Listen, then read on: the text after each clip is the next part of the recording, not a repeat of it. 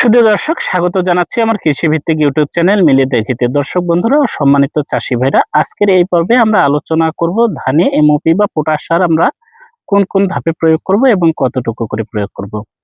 চাষী ভাইরা, ধানের একটি অত্যন্ত গুরুত্বপূর্ণ সার হচ্ছে পটাশ বা এমওপি এই সারটা। এই পটাশ সারের ঘাটতির কারণেই ধানের আমরা কাঙ্ক্ষিত ফলন অনেকাংশে পাই না। আমরা দেখি যে ধানে খুব সুন্দর ধান হয়েছে জমিতে, খুব সুন্দর ধান দেখা যায় জমিতে, কিন্তু সর্বশেষ যখন আমরা ধান হারভেস্ট করি বা কেটে বাড়ি নিয়ে আসি তখন আমরা আমাদের হিসাব মিলাতে পারি না। এই হিসাব না মিলাতে পারার অন্যতম একটি কারণ হচ্ছে পটাশ সারের সঠিক ব্যবহার না হওয়া। পটাশ সারের যদি সঠিক ব্যবহার সঠিক সময়ে না হয়, সেই সময়ে আপনি দেখবেন আপনার ধান খেতে অধিক হারে ধান দেখা যাচ্ছে, কিন্তু ফলনের ক্ষেত্রে আপনি ফলন মেলাতে পারবেন না।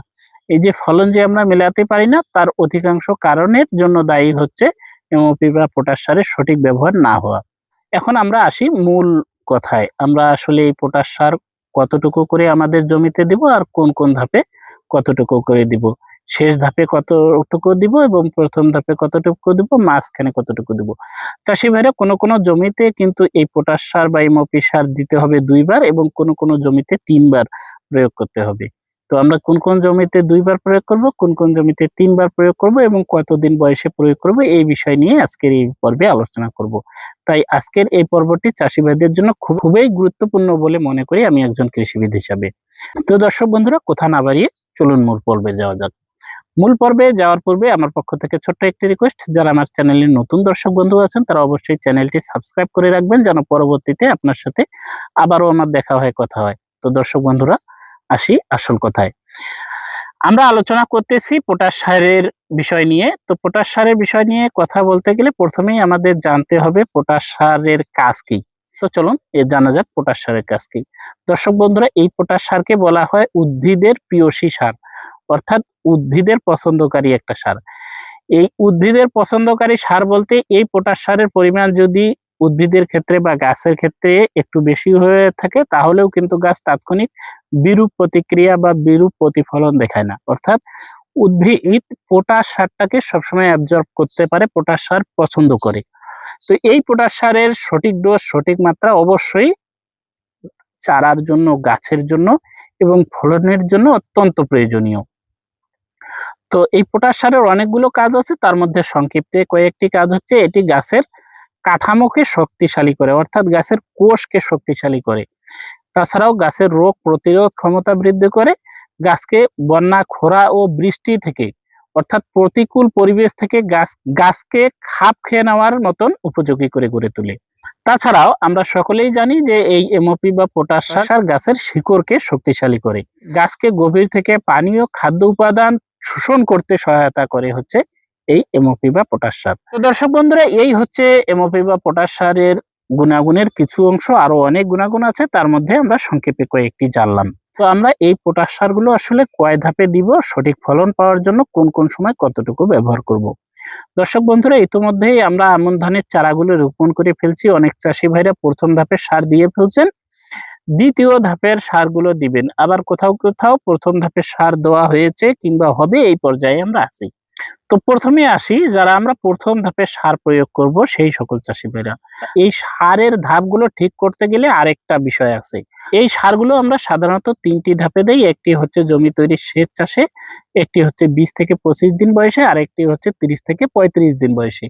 তো অনেক চাষী ভাইরাই আমরা আমন মৌসুমটাতে কিন্তু জমি তৈরির শেষ সময় সার দিতে পারি না।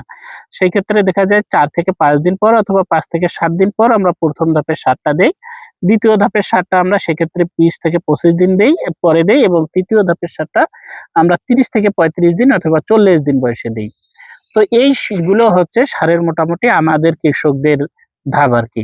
তো যেই নিয়মটা হচ্ছে তা হচ্ছে যে জমি তৈরির সময়েই কিন্তু প্রথম ধাপের সারটা দিতে হয়, কারণ আমরা প্রথম ধাপের সারে টিএসপি বা ফসফরাস জাতীয় সারটা প্রয়োগ করি। আর এই ফসফরাস জাতীয় সার যদি কাদাতে প্রয়োগ করা না হয়, তাহলে এই সারটা কিন্তু সঠিকভাবে গাছ শোষণ করতে পারে না। কারণ টিএসপি সারের একটা ধর্ম হচ্ছে যে যেখানে পড়ে থাকে সেখান থেকে কোনো রকম নড়াচড়া করে না। তো এখন জমি যদি শক্ত হয়ে যায়, সেই ক্ষেত্রে যদি আমরা পরে টিএসপি সার প্রয়োগ করি, সেক্ষেত্রেও কিন্তু আমরা টিএসপি সার যদি ১০ কেজি প্রয়োগ করি, আমরা সেক্ষেত্রে 2 থেকে 3 কেজি টিএসপি সারের কাজ পাবো। অবশ্যই আমরা জমি তৈরির শেষ ধাপে এই টিএসপি সারটা প্রয়োগ করব। তা যদি কোনোভাবে সম্ভব না হয়, মিস্টেক হয়ে যায়, তাহলে অবশ্যই জমিতে কাদা থাকাকালীন, নরম থাকাকালীনই যেন আমরা টিএসপি সারটা প্রয়োগ করি। তো এখন আমরা 3 ধাপে যদি সার প্রয়োগ করি, তাহলে ১ম ধাপের হচ্ছে জমি তৈরির সময় 1 ধাপে দিলাম। তাহলে ২০-২৫ দিনের পরে একটা ধাপে দিলাম, ৩০ দিন পরে একটা ধাপে দিলাম। তাহলে এই 3 ধাপে আমরা কতদূর প্রয়োগ করব? যে সকল চাষী ভাইরা আমরা জমি তৈরির সেচ চাষে প্রয়োগ করব, তারা অবশ্যই এমওপি বা পটাশ সার ১ম ধাপে ৭.৫ থেকে ১০ কেজি প্রয়োগ করব।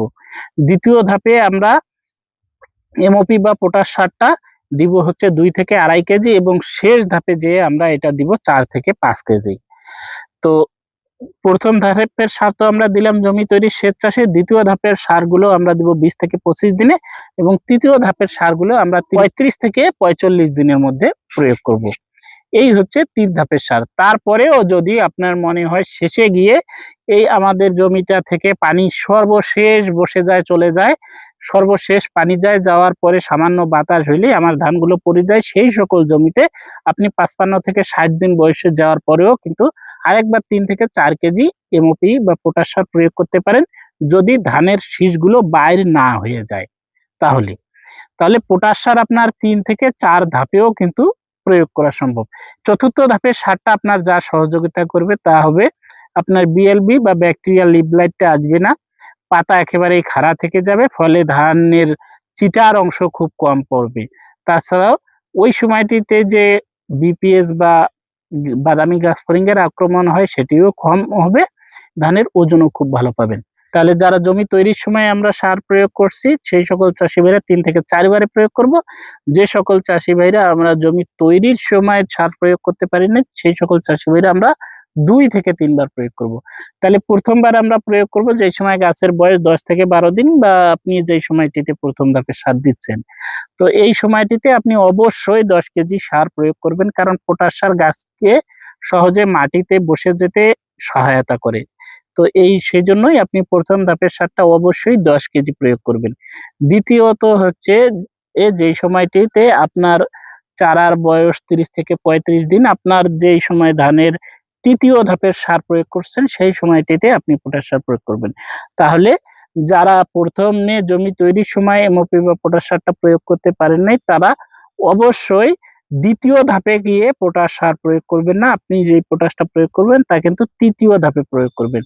তো এই ৩য় ধাপে আপনি একইবারে ৫ কেজি এমওপি বা পটাশ সার দিয়ে দেন। তাহলে আপনার জমিতে পড়লো ১৫ কেজি পটাশ সার। এই ১৫ কেজি হচ্ছে পার বিঘা, অর্থাৎ ৩৩% এমওপি কিন্তু ১৫ কেজি করে দিবেন। এই হচ্ছে এমওপি বা পটাশ সারের ব্যবহার। তো দর্শক বন্ধুরা, এই এমওপি বা পটাশ সারের সঠিক সময় সঠিকভাবে যদি আমরা ব্যবহার করতে পারি, তাহলে কিন্তু আমাদের ধানের ফলন অনেকাংশে আমরা বৃদ্ধি করতে পারবো। পাশাপাশি এই ধানের বিভিন্ন রোগ পোকাকেও আমরা অনেকাংশে নিয়ন্ত্রণ করতে পারবো পটাশ সার ব্যবহারের মাধ্যমে। তো দর্শক বন্ধুরা, আজকের মতন এখানেই, দেখা হবে, কথা হবে পরবর্তী নতুন কোনো টপিকে, নতুন করবে।